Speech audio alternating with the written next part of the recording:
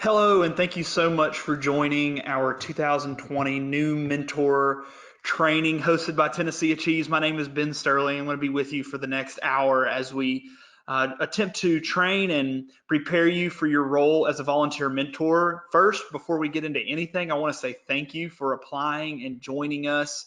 It's going to be a fun year, and we're excited to see what kind of impact you can make and have with your students.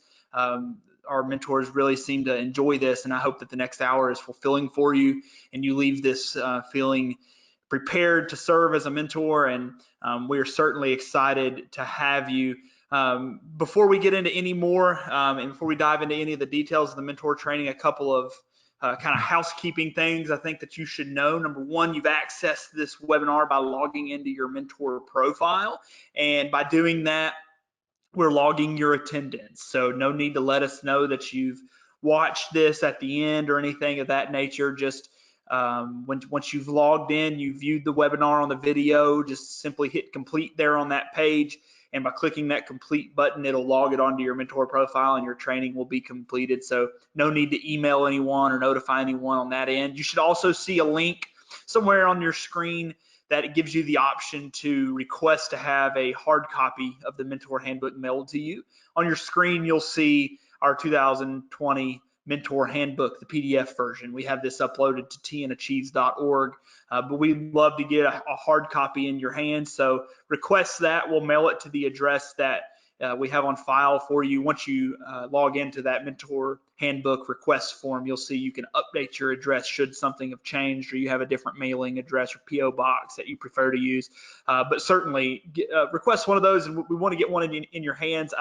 A lot of mentors think that they're putting us out, or they don't want us to have to print too many or something along those lines. They're already printed, so go ahead and request one.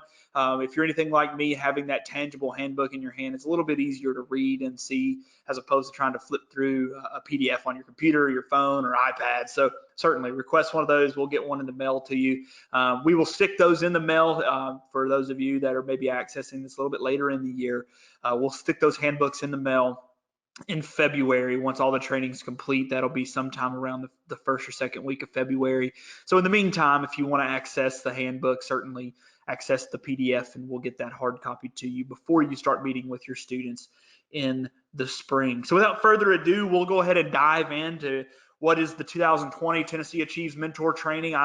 When I was preparing for this and coming up with my notes for the training this year, I decided there were three things I thought mentors needed to leave the training with. If we didn't accomplish these three things, we wouldn't be fulfilling our obligation at tnAchieves and as the outreach team of training you properly. So the three items that I hope to cover over the course of the next hour or so are: number one, what is Tennessee Promise? How does it work? And what do my students need to do to maintain eligibility for that? Number two, what's the role of a mentor and what's expected of me as a mentor? And I hope to cover that logistically and kind of theoretically. And lastly, what can I expect as a mentor? What can I expect from tnAchieves? What can I expect from my students and other stakeholders? So hopefully I'll be able to answer those three questions for you over the next hour or so. But I want to start off with talking a little bit about what tnAchieves is and how we partner with the state. I think when you're volunteering with an organization, it's always good to have a basic understanding of what that organization is trying to accomplish. So tnAchieves launched back in 2009. And if you're following along here on your screen, you'll see on page 4 a little bit more information about our history. But tnAchieves launched in 2000 with the high school graduating class of 2009 as an answer to an underqualified workforce in Knox County at the time. And ever since, we've grown steadily and somewhat rapidly over the last decade. Up until 2014, tnAchieves operated as a nonprofit, privately fundraising last dollar scholarship dollars. And with the high school graduating class of 2015, tnAchieves moved into an administrative role, managing the Tennessee Promise Scholarship, which is modeled after tnAchieves of 2014. So since 2015, Tennessee Promise has been available to every high school senior in the state of Tennessee, and it's a last dollar scholarship that allows them to attend community colleges and Tennessee colleges of applied technology free of tuition and mandatory fees. The way that we like to look at this is that in order for students to access Tennessee Promise, to use Tennessee Promise, they have to complete the Tennessee Achieves program and work through us to complete their requirements. There's a lot of requirements and dates, deadlines, things that students have to do between their senior year and their high school senior year and their college freshman year, and Tennessee Achieves is here to ensure that they're aware of those dates and deadlines and that they are getting them done effectively and efficiently so that they can enroll in college successfully the fall following high school graduation. So as a mentor, you are volunteering with, as you can see on the screen, Tennessee Achieves. We are, again, a nonprofit organization that partners with the state of Tennessee to administer the Tennessee Promise Scholarship. Also on your screen, you see a logo for the Tennessee Student Assistance Corporation. We work closely with TSAC to administer Tennessee Promise. They handle all of the state's financial aid. So that includes what many of you have probably heard of, the Hope Scholarship, also the Tennessee Student Assistance Award. There's a couple of other types of funding out there that TSAC manages, but also the Tennessee Promise Scholarship. So we work closely with that entity. But for you, the organization that you're volunteering with is Tennessee Achieves. Also on this page, you'll see our list of our board of directors. These gentlemen have stayed with us since our founding in 2008. They've served us for over a decade as our board of directors. Randy Boyd serving as the chairman of our board. We certainly are appreciative of their leadership and the way that they've continued to urge us to be effective and efficient and challenge us to be the best organization that we can be. And I hope that you'll reap the rewards of that as a mentor this year. So as we continue to talk about Tennessee Achieves and Tennessee Promise, I think it's good to have a basic understanding of what Tennessee Promise is and how that works, what last dollar scholarship means, and where students can use that. So as we scroll through the handbook just a little bit, we'll bounce around here in the handbook. I'm not really going to go in any sort of chronological order in this training. We're more focused on getting you to the information that you need to know. As we move over to page 14, you'll see a table. And this table does a good job of breaking down the way that a last dollar scholarship works in one particular example. It's not an overarching way that it funds, but this is an example of a student that's eligible for Tennessee's Hope Scholarship, and that's the only financial aid that they're receiving outside of Tennessee Promise. So you'll see this table broken down. Two-year public in the second column here is representative of our community colleges, and the tuition there is about $4,000 per year. Hope Scholarship provides about $1,500 of funding per semester, leaving the student with a $500 per semester or $1,000 per year out-of-pocket cost. That's what Tennessee Promise covers. So the way that we see that is you have the tuition cost, you take the state financial aid, and you apply that to their account, and after you've done that, there's still a balance. Tennessee Promise picks that up. For other students, there's going to be a situation where they're not eligible for any state and federal financial aid. They don't meet the academic requirements for Hope, and they don't meet the income requirements for the need-based aid. So in that case, Tennessee Promise provides the full cost of tuition and mandatory fees at that institution, which is about $4,000 at a community college. And then you're also going to have what I think is kind of the third of three situations that you'll find your students in, and that's one that is eligible for federal financial aid. And this is based on the FAFSA. They'll complete their FAFSA by the February 1st deadline. You'll be paired with them after that moment. But by providing their parents' income information on the FAFSA, that's determining whether or not they're eligible for need-based aid coming in the form of a Pell Grant from the federal government and TSAA, Tennessee Student Assistance Award from the state of Tennessee. And should they be eligible for the funding from those two buckets, they're actually not going to have a last dollar amount covered by Tennessee Promise because the amount of funding per semester from the Pell Grant and TSAA is going to exceed the cost of tuition at a community college or a TCAT. So there is no need for a last dollar scholarship because there's no last dollar to cover. And in many cases, those students receive funding back from the institution in the form of an excess funds refund. So you'll have students in every situation, I would think. And at the end of the day, I often find students that are over trivializing the amount of Tennessee Promise. They're always concerned with how much Tennessee Promise is providing. How do I get my money? Is there money coming in a check for me? And the way that I answer that with all students is that they shouldn't concern themselves with the amount of Tennessee Promise. They need to concern themselves with eligibility, because as long as they're eligible for Tennessee Promise, it's going to cover the full cost of tuition and mandatory fees, no matter what their other financial aid picture looks like.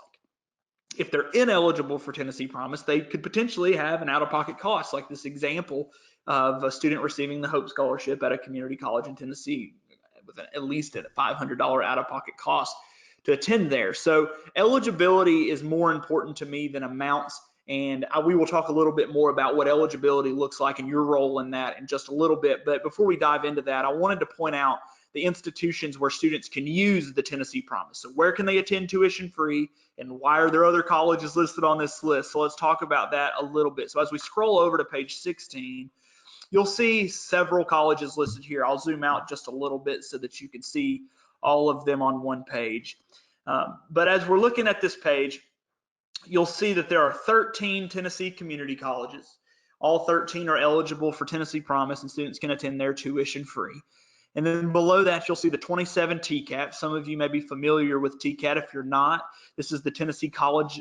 These are the Tennessee Colleges of Applied Technology. They were formerly known as the Tennessee Technology Centers, but basically they're institutions where students attend to earn some sort of skill.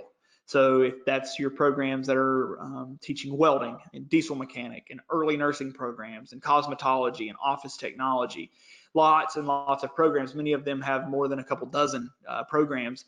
And many of you have one of these TCATs in your county, and I would encourage you to learn a little bit more about them. It's becoming every year more of a popular option for our students as they are transitioning from high school to college and looking to get into the workforce as quickly as possible. TCAT offers them an incredibly quick route to the workforce and usually results in a really nice paycheck. So I would encourage your students to check it out. And as a mentor, I think it's good to have a basic understanding of what TCAT is and what they're trying to accomplish. So I would encourage you to take a look at that. But also on this page, you'll see some four-year institutions. I know that many of you probably have thought that Tennessee Promise is only used at community colleges and technical colleges, which for many students, over 90% of our students, that's the case. But we do have several four-year institutions in Tennessee that are eligible for Tennessee Promise funding. And the reason why these colleges are listed, so Austin Peay and Tennessee State as the public four-year institutions, and then the several four-year private institutions in Tennessee, the reason why these are eligible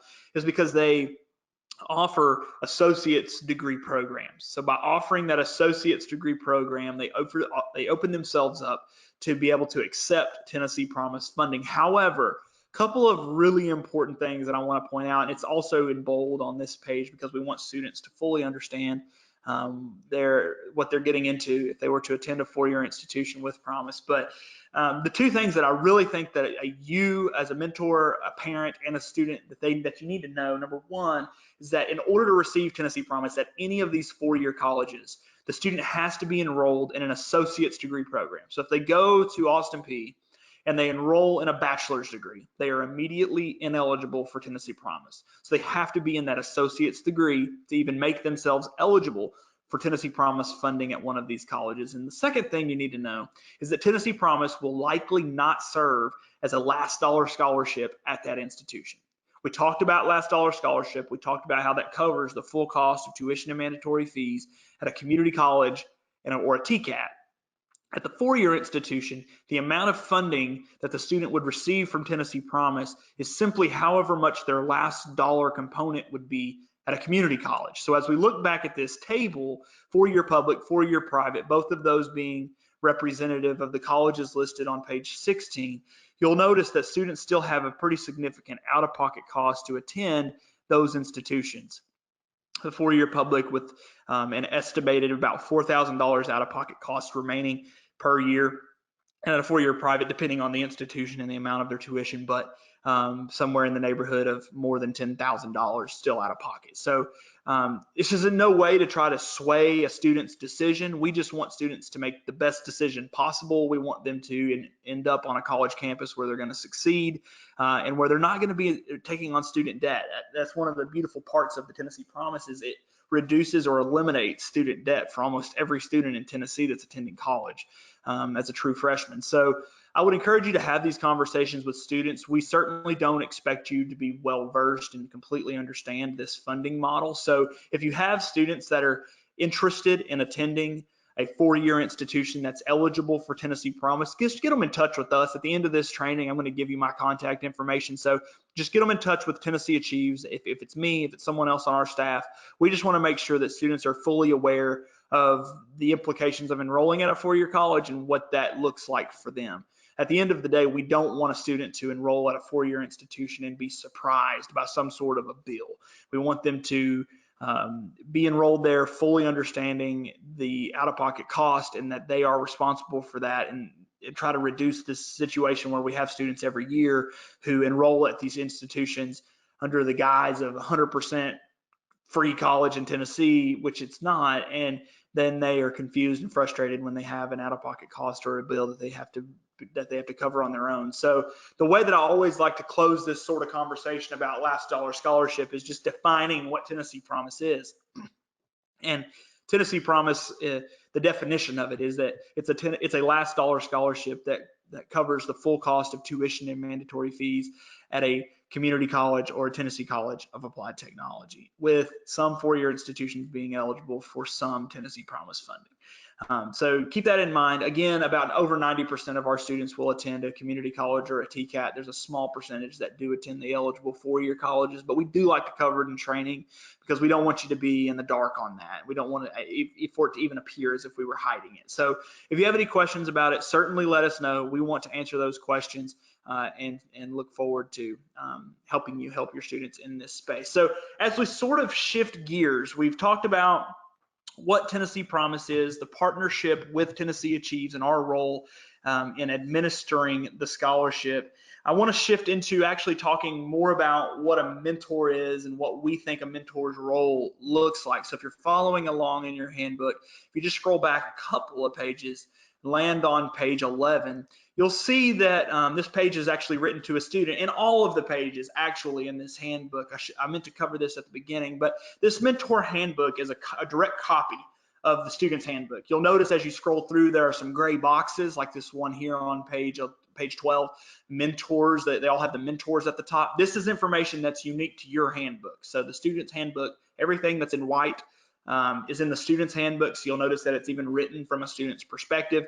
So we wanted to definitely preface the rest of this training with that. So as you're looking on page 11, you'll notice it's written to a student, and you'll see where we have the roles of a mentor listed here. So I want to talk real quickly, kind of theoretically, what a mentor's role looks like. And as you're looking here, the mentor is a resource, encourager, and person who wants you to succeed. I think we could agree on all of those things. And to go into a little detail on as far as resource and encourager, for us, we see this role as you're someone that's going to be paired with a group of students that simply need somebody to be engaged in this process with them. A lot of the students that are applying for Tennessee Promise and will use Tennessee Promise are the first in their families to even access college to begin with. They're from a lower income background, sometimes from a more disadvantaged socioeconomic background. And with that comes less preparedness, less education on the college process, fewer people that they've met who have navigated this process. So pairing them with someone who is learning about the process, is engaged, and is willing to help find answers, it's a game changer. It can be a difference maker for many of our students. Some of our students, for me, for example, come from a background of parents who wanted them to go to college, but they didn't go themselves, so they don't know how to get them there. My parents always wanted me to go to college, but for me, making the transition from high school to college was confusing because they had never done it before. And I was fortunate enough to be eligible and be able to access Tennessee Achieves in its first year in 2009, and I was able to receive the benefits of the scholarship the same way that thousands of students are today. And it was a game changer for me because it put a plan in place for me. It gave me what I like to consider like a path to college with steps all along the way to help get me there. So the role of a resource for me for my Tennessee Achieves mentor was unbelievably crucial in my success. Some of our students come from backgrounds that are less than encouraging. So my parents were encouraging. Some parents aren't, and they're even sometimes discouraging about the idea of going to college. So we want that student that is in that particular situation to encounter someone who's going to be encouraging, who's going to be positive, and help them understand that sometimes in the college process things aren't easy and you have to figure them out. And as a mentor, you will sometimes serve that role. And for a student who is making their way through this process alone, and don't have parents engaged in this process, having someone to lift them up and just encourage them and tell them that it's going to be all right and there are no education emergencies can make the difference. Because even a small hurdle, something that seems insignificant, like fighting a financial aid form, can feel like 1,000 pounds to a student who's doing this by themselves. And it's just the next thing that's been stacked against them in this process, and it's causing them to give up. And we would hate for a student to give up over something simple and what appears to be insignificant. So as a mentor, sometimes it literally is answering very simple questions that do stand in the way of students' progress. So keep that in mind. I think you'll find it to be worthwhile. And at the end of the day, even though these roles may not always apply to you in your group of students, because some of you might be paired with a fully equipped group of students, if you are paired with a group and 4 of the 5 are unresponsive, but you can serve as a resource to that one student who may not go to college because they can't remember how to find their college class schedule on their community college login, and you help them find the answer to that question, and because of that they attend college, you've changed that student's trajectory forever. And we'll talk a little bit more about what that looks like, but these 2 roles are so significant in the progress and process for many of our students. The last role of what we consider a mentor, we actually don't put it in the handbook because we don't want the students knowing that we necessarily think they need this, but it would replace person who wants you to succeed. Obviously, we know you want students to succeed or you wouldn't be mentoring. So the last role that we typically consider a mentor playing is that of a taskmaster. And we know about 250,000 18-year-olds from Tennessee, and almost every single one of those has needed a taskmaster in the Tennessee Promise process. There's a lot of dates, a lot of deadlines, and things that are hard deadlines, and if they miss them, they become ineligible forever. And needing someone that can emphasize the necessity of deadlines and be present as a taskmaster, it can be absolutely a game changer when it comes to eligibility. I'm going to just, if you're following along on your own, follow me back, just watch your screen, and we're going to flip real quickly back to page 5, and you'll see a checklist. We're not going to spend a ton of time here because as a mentor, you're going to have the option to look over this with your students at our meeting in the spring, but you'll see this is the students checklist. And to highlight a couple of things here, you'll notice there's some items in green on this checklist. These items in green are Tennessee Promise scholarship eligibility requirements. If they fail to meet these items in green, they become ineligible for Tennessee Promise forever. So when I say taskmaster, this is what I mean. As you're looking at this list, there are some things that students have to do to successfully enroll in college that they're not necessarily going to be the most motivated to do. They're also not going to be excited about doing them. So as you see on here, things like submitting requested admissions documents, financial aid verification, updating TSAC portal, all of these little things make or break a student in this process. These are great because we don't have a deadline for them, but we know that if a student doesn't do them, they don't successfully enroll. So as a mentor, staying on top of your students' progress means checking them against this student checklist and seeing that they're actually making progress towards enrollment. If they're not accomplishing these steps by the dates on this checklist, they are going to struggle to successfully enroll in the fall. So I encourage you to point back here. If you need to, put these in your phone as dates on your calendar, print this off, stick it on your refrigerator, whatever it is. But having the student checklist handy can help you guide your students and know where they are in this process. So I encourage you to check back on that. And that's exactly what I mean when I'm talking about playing that role of a taskmaster. So let's shift gears just a little bit and talk a little bit more about logistics of a mentor. So what exactly is a mentor's role and what are we trying to accomplish? I'd mentioned from the top that we had the 3 things that we wanted to discuss. One of those being what is Tennessee Promise and what does it look like? And we've already discussed that. And also mentioned I wanted you to know what it meant for a student to maintain eligibility for Tennessee Promise. Right here on your screen is that with the student checklist. The second thing I wanted to discuss was what's a role of a mentor, which we just did, and what's expected of a mentor. So that means logistics. What's the process look like? So if we're going to switch over just the screen on my computer over to our mentor cycle. I think this does a really good job of putting the mentor program into perspective for you. We consider it a cycle because many mentors return year after year as volunteers. And it's simply every year, it's the same process with a different group of students. So for you, you've already applied as a mentor. So the first step on this list is at the top. Apply to mentor students by December 6th. You've already done this.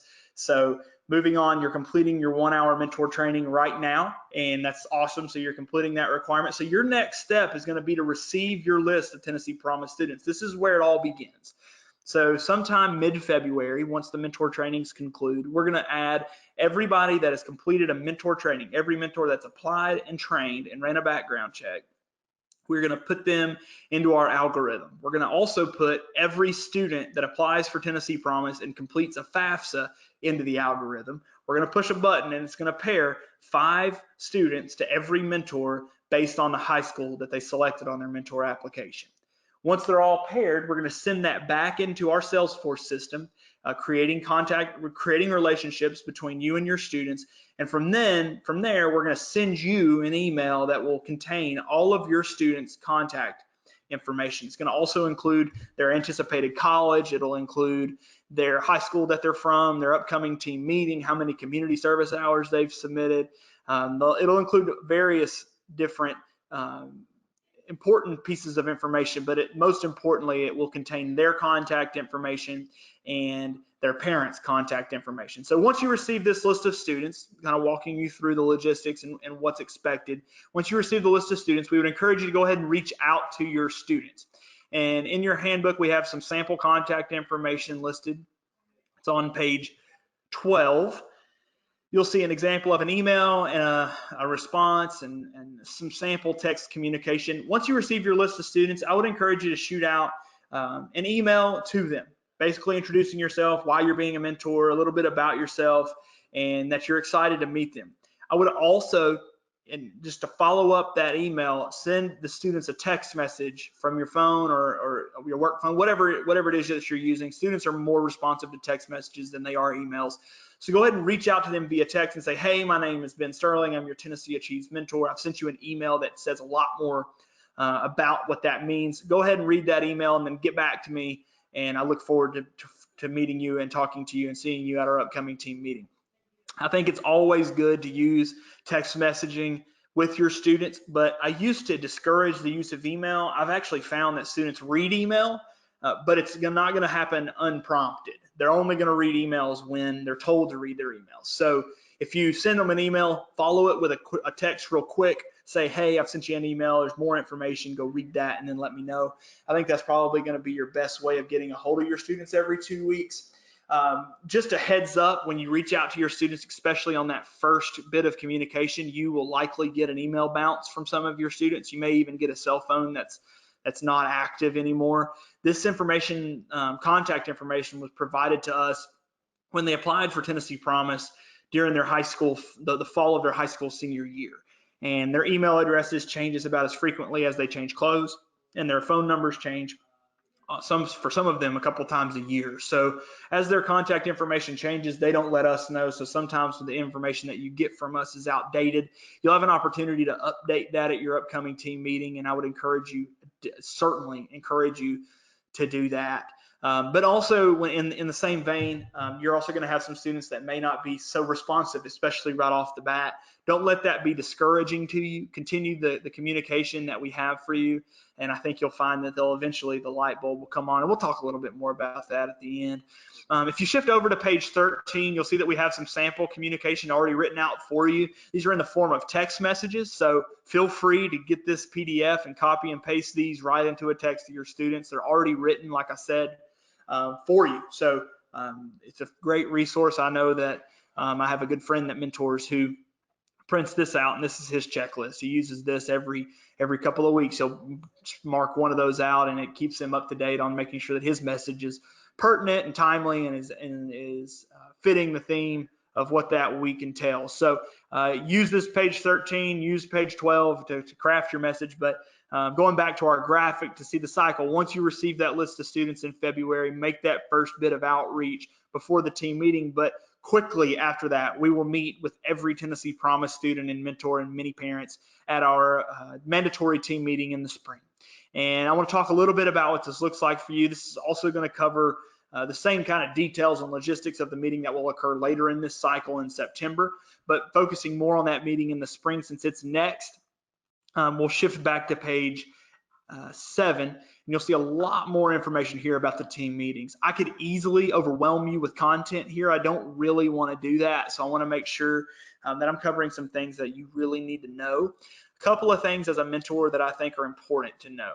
Number one is that the team meetings are mandatory. A student that doesn't attend the team meeting becomes ineligible for Tennessee Promise forever.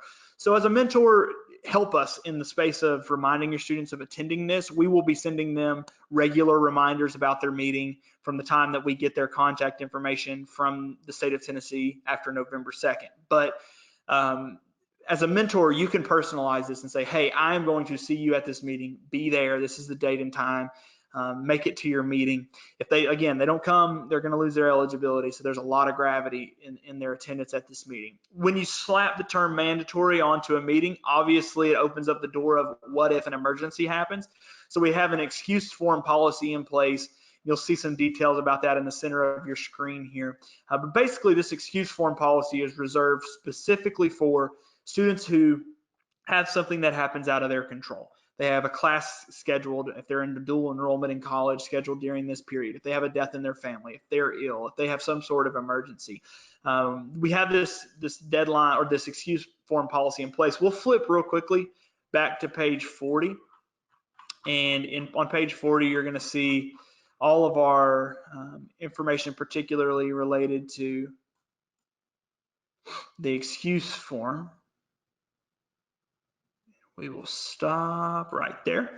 And this outlines the 6 excusable absences from a Tennessee Promise, Tennessee Achieves mandatory meeting. If their excuse is not one of these 6 items, as you can see, participation in school sanctioned event, this includes ball games, death in the family, personal illness, conflict with class schedule, as I mentioned, conflict with religious observance, or a personal or immediate family emergency. If their reason isn't in one of those 6, then they need to be at the meeting. And as you continue to look on your screen and we get down to page 41, you'll see work, lack of transportation, vacation, weddings. Those sorts of things aren't excusable. So if this is why they can't be there, they need to be at the meeting. So if you have a student that is pushing back on that or is frustrated by that, certainly let us know. We are certainly happy to have those conversations with students. So as we go back to the excuse form policy on page 7, I want to just give you a little more information on that that I think is important, especially as a mentor, because they're going to be coming to you with these questions. So as we're on page 7, talking about the excuse form policy, let's say you have a student who is unable to make it to the meeting because they have strep throat. For us, we certainly don't want them to be there with some sort of contagious disease. So we would have them log on to tnAchieves.org, high school class. You'll see the URL here, but they just visit the tnAchieves.org and our excuse form. And on the excuse form, they'll log in using their personal information and provide documentation validating this excuse. So if you have a student that's sick, they'll upload a picture of their doctor's note, which then allows us to review it. We review every excuse form individually, and we'll follow up with them within 24 hours, approving or denying their excuse. One really important factor on the excuse form is they have 72 hours following the meeting to submit this excuse. They can submit it any time prior, so any day before, or and within 72 hours following the conclusion of that meeting. If they don't get the excuse form in that time frame, it's not considered. So time is of the essence when you have a student that's in an excuse sort of situation. If they have an approved excuse, Tennessee Achieves follows up with them, and then they'll select a meeting from another high school to attend. The way that I like to put this is if you have an approved excuse, you're not excused from the requirement of attending a mandatory meeting. You are just simply excused from your assigned meeting. So they'll still have to go to another meeting, make that meeting up, and by doing that, they're fulfilling their promise requirement of attending their spring mandatory meeting. As a mentor, I think guiding them through this process in a timely fashion is helpful, but by any means, they need to just come to their assigned meeting to prevent going to another county, sometimes driving 3 or 4 hours across the state to make their meeting up. Avoiding that is obviously important. Right below that, you'll see some content from our spring and fall team meetings. You'll have about 30 minutes of time specifically devoted to you and your students at these team meetings. This content that we have listed on the page is specifically related to the presentation of tnAchieves staff member is going to present. So you'll have about 30 minutes of time with your students. And just to give you a few more logistics before we get to the final piece here on team meetings, I always like to somewhat forewarn mentors about team meetings. The meetings for many of you are going to be large. There will be hundreds of students and family members at the meetings. We usually host these in cafeterias or auditoriums, spaces that are large, but when you get a lot of people in there, they can feel pretty full. So we apologize for the hiccup, the broadcast. We had a small technological issue and we are back online now. We were discussing team meetings and the sign-in process for mentors as they arrive to team meetings. And we were just letting you know about the volume of students that will be there in the sign-in process. There's a likelihood that there will be a pretty significant line of students waiting to sign in at the team meeting, and we encourage you to bypass that line. Find a tnAchieves staff member that's signing students in, and just find the mentor sign-in sheet that's around them. It'll be on the table with them, on a table nearby. Just find that sign-in sheet, find your name on there. It'll be alphabetical by last name, and find your name on there, your table number, put a little dot to let us know that you're there. Identify your table number, your row number that's beside your name there. Enter the cafeteria, the auditorium, and find your spot, have a seat.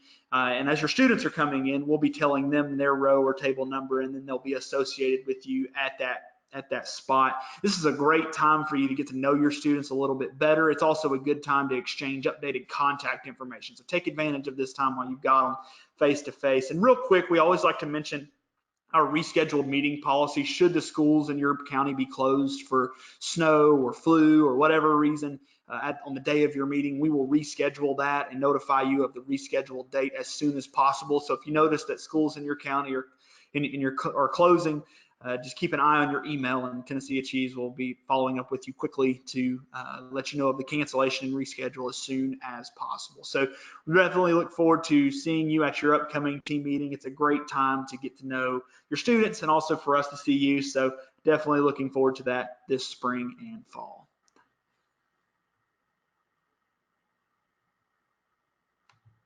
If a meeting is occurring at 5:30, we're typically going to tell the students to be there somewhere between 4:35. So as we're continuing to talk about team meetings, one last thing I'll mention: a lot of these meetings will occur during the spring, and some of them are in early March. So in that case, it's possible that your meeting could be interrupted by weather.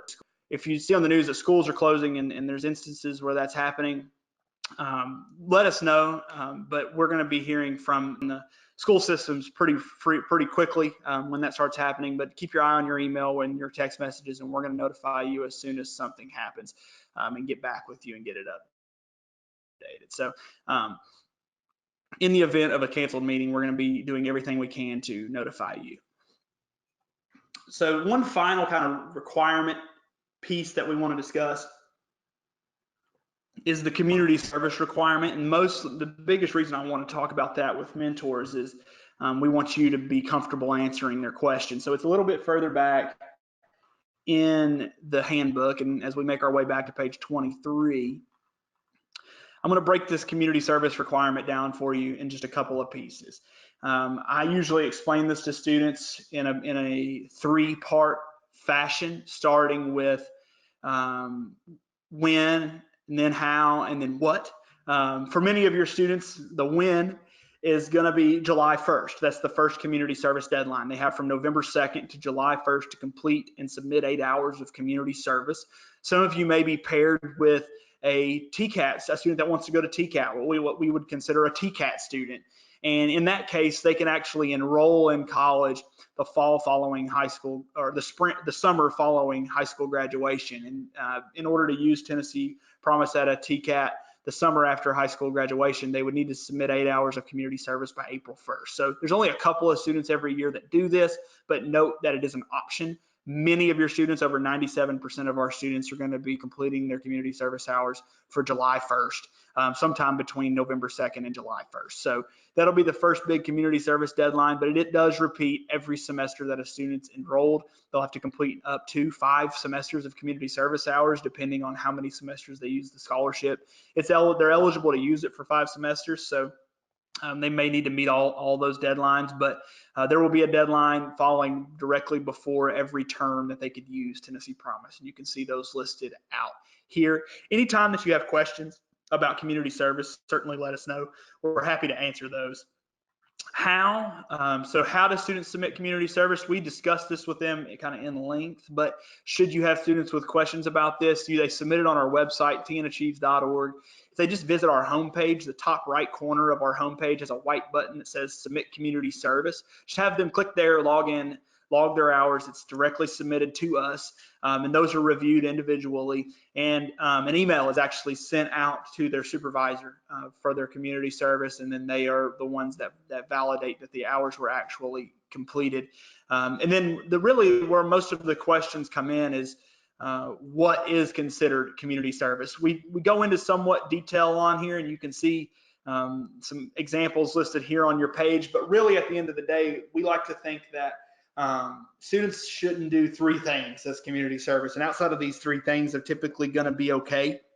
The first one of those is they can't be paid for community service, so we don't want them to be working at their job and completing their community service hours. Even if they're working at their job for free, that doesn't count as community service. It needs to be somewhere else.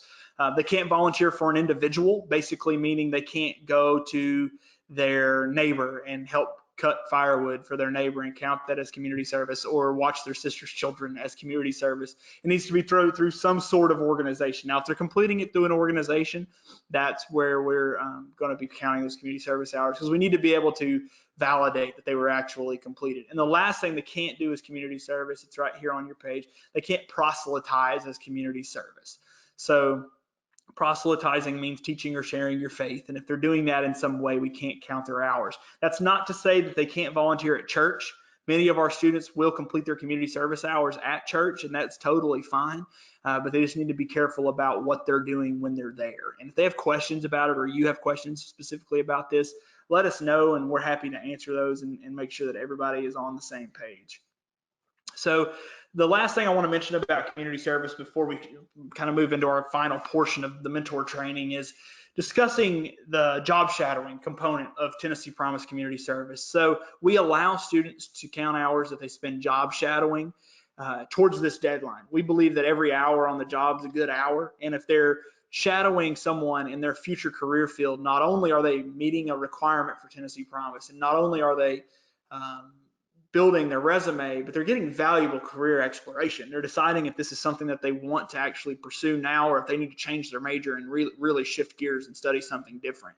For a lot of our students, they don't really know how to apply a degree, and job shadowing gives them so many different opportunities to see how a degree can impact the way that they enter the workforce. We'll host a job shadow day every semester. So we have one at the end of the fall semester and at the end of the spring semester. And these are opportunities for students to visit the larger employers throughout the state. They're local to many of our students, and they're usually 4 to 8 hours long. They visit and they get a comprehensive look at the ins and outs of the larger employers in the state. This could be things like Eastman in Upper East Tennessee, FedEx in Memphis, Hilton Hotels in Memphis, Caterpillar Financial in Nashville, Radio Systems and Discovery in Knoxville, Blue Cross Blue Shield and TVA in Chattanooga. It's a lot of different options throughout the state. So I encourage your students to apply and get registered for that when the opportunity comes up, because this is a really great opportunity. I even hear from some of the employers that we visit for Job Shadow Day that they would certainly consider hiring some of our students that participate in Job Shadow Day once they exit their college experience.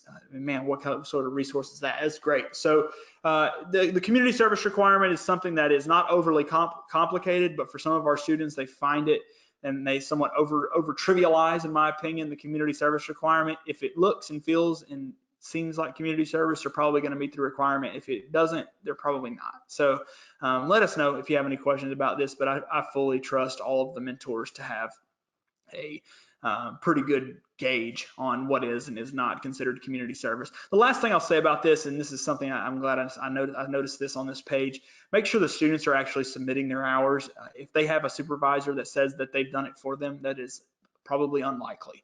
And we have students every year that miss the deadline because they say, well, somebody submitted them for me and they didn't. And there's no recourse for that. So getting them to submit those hours on their own is invaluable, and I would encourage them to get on to that. So if you have questions, again, certainly let us know.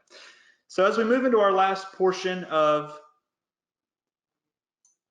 the mentor training, I'm going to scroll all the way back to the back of the handbook, and I want to discuss what I consider is the third and final thing as a mentor that I wanted you to leave this training with, and that was, what are my expectations? What can I expect from tnAchieves Achieves?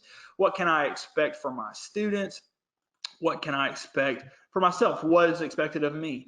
And as we're looking at this page, on page 48, you'll notice that there's a graphic in the middle of this page. This graphic shows student attrition for mentors from the class of 2018. On average, mentors were paired with 7 students. Many of you will request up to 10. We can pair you with 10, the minimum of 5, because we know that this is going to happen, what's in this graphic. So on average, we paired a mentor with 7 students. And as we progress through the program, you'll notice that students become ineligible. This is for reasons that are basically that they just straight up missed the deadline and failed to complete it, or they have alternate plans and they choose to exit out of the Tennessee Promise process at a different period. And you'll see that as they progress through the program, the number gets fewer for a mentor paired with 7, and they end up with 2.4 eligible students. So on average, 2 or 3 eligible students once they enter college in the fall. And those are the students that are typically actually engaging with their mentors. So I would like to think that a mentor that's paired with 7 is actually working with 2 or 3, maybe 4 students throughout that process. So I know you're going to be somewhat intimidated by seeing that you're paired with 5 to 10. Don't be, because we know that people that are paired with 5 typically work with 1 or 2. People that are paired with 10 typically work with 4 or 5. So it's all about perspective on that. So don't let that deter you and intimidate you in some way. And also, you're going to notice that some of those students that you're paired with just simply aren't responsive.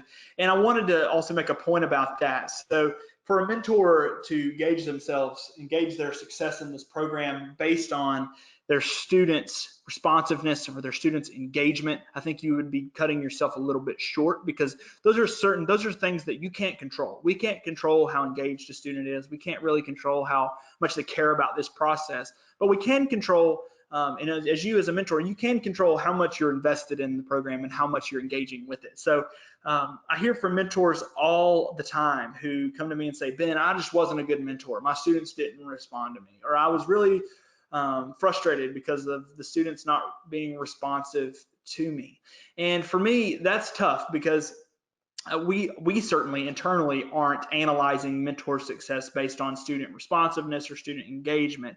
And I certainly don't want you to do that. I don't want you to look back on this experience and think, or even now as you're starting and thinking, man, I have to get 4 of 5 students to enroll in college successfully, or I have to have 4 or 5 reply every 2 weeks. For me, that's not what this is about. The mentor component of tnAchieves is it's about ensuring that every student that uses Tennessee Promise is paired with a local advocate, someone that's willing to find answers for them should they need help with that. For some mentors, that means they're working with 1 student as they make this transition. For others, it means that they're working with 5. And it will vary from high school to high school, from community to community, from mentor to mentor. And it's not always going to be the same for everybody. So I would encourage you to stick with it. Even if your students aren't responsive, understand that they will all come around at a different point. I like to think that students in this college transition process have a light bulb above their head. And every student that's making their way through this process's light bulb comes on at a different point. For some of them, that's not until there's 2 weeks before college enrollment. Others, their light bulb's already on in their senior year. It varies from student to student, because each student's situation is different. So I don't want you to give up. Don't give up on a student. If they're not responsive, if they're ignoring your communication, don't give up on them yet, because when the time comes and their light bulb comes on and they need to have that question answered, I want them to have somebody there to answer those questions. And that's the role that a mentor plays, is you're there to serve as that advocate, as that coach, as that resource and encourager, taskmaster that student needs in this process. So stick with it, even if they're not communicating with you, because the way that I want you, as you when you're done with this year and you're considering returning for next year, it's October, and you're looking back on your experience, when you are analyzing and thinking about, was I successful? Did I do everything right? Did I do everything well in this process? I want you to look at it through the lens of two things. There's two factors that I think mentors should base their success on. Number one is what was I consistent in my communication? Did I send communication consistently throughout the year? And if you say yes to that, I think you were a successful mentor, because you can't control if their students respond to that, but you can control whether or not you were consistent in it. And number two is, was I available? Was I available to mentors or to students when they had questions? If they reached out to me, was I available to answer their question timely and effectively and give them confidence to note that I was actually searching down an answer? And if after this experience you can look back and say, yes, I was consistent and yes, I was available, I think you've accomplished the role of a mentor with flying colors, because those are the things that you can control, and those are the things that make the difference in students' success in this process. So I would encourage you to go in with that mindset. This isn't a numbers game. This isn't something where we're trying to compete with other people to see how many students we can get to college. We're just literally trying to change one student's life. And if you can be engaged in that student's life that needs somebody to answer a question, and by doing that, you help them get to college, we all know how that story ends. They go to college, and by getting that college credential, they make themselves much more employable, and it changes the dynamic of our workforce in Tennessee forever. So we certainly encourage you to have that mindset and not to think of this as some sort of numbers game or something along those lines. This is much more important than that. At the back of your handbook, you'll notice all of the mentors that have been serving for more than 5 years.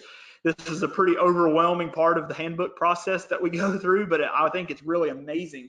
This volume is overwhelming. This year when I put this together, I couldn't even believe it. There were over 2,000 mentors who have signed up for the class of 2020 and are in their fifth or more year. And this is just wild. So 5 years, you can see all of them there, 6 years, 7, 8, 9, 10, 11, and then even 12 years. So anybody doing it more than 10 years, that is so amazing. So thank you if you're one of these people that's hopping on the new mentor training to do it. But just note, if you stick around for more than for 5 or more years, your name will be on here too. So we certainly hope that you'd stick around with us.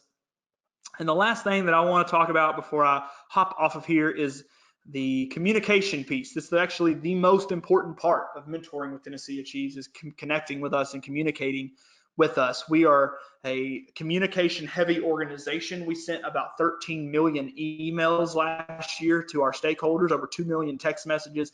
It's something that we understand as really something that is vital to our success, not only to ours, but yours as a mentor, parents, and students as they make their way through this process. So to break down how our communication strategy looks, we'll communicate with every stakeholder in Tennessee Achieves every Monday. So that means you as a mentor, students, parents, high school counselors, college representatives, everyone gets an email from Tennessee Achieves every Monday as an update. These are short. They have one task item in them. Basically, it's our way of making sure that you aren't missing anything and that we have you in the loop throughout the year. So you'll start receiving these Monday emails as soon as training's in. So about the 1st to middle of February, our Monday emails will begin to you, and you'll have those the entire length of the mentor program all the way through October and November. Text messaging, we'll utilize text messaging only around team meetings. So we'll send you a text to remind you of your upcoming team meetings. We won't abuse your text, your cell phone number when it comes to messaging you. We'll just use it very, very rarely and sporadically. Social media is really a big thing for us. If you're on social media, follow us, Twitter, Instagram, Facebook, all of them are tnAchieves. Follow along there. We post deadline reminders. We post lots of other really good information, also some entertaining stuff as well. Anytime we're in the news, we have a good story about a student or a mentor, we'll share them there. So follow us on social media. Encourage you to do that. If you're not getting if you're not checking your email all the time, then you've definitely got a way to get something from us on social. And the last thing I'll say, and this will wrap it up, is this is my contact information, Ben Sterling. My cell phone number is 865-567-1140. My email address is here, ben@tnAchieves.org.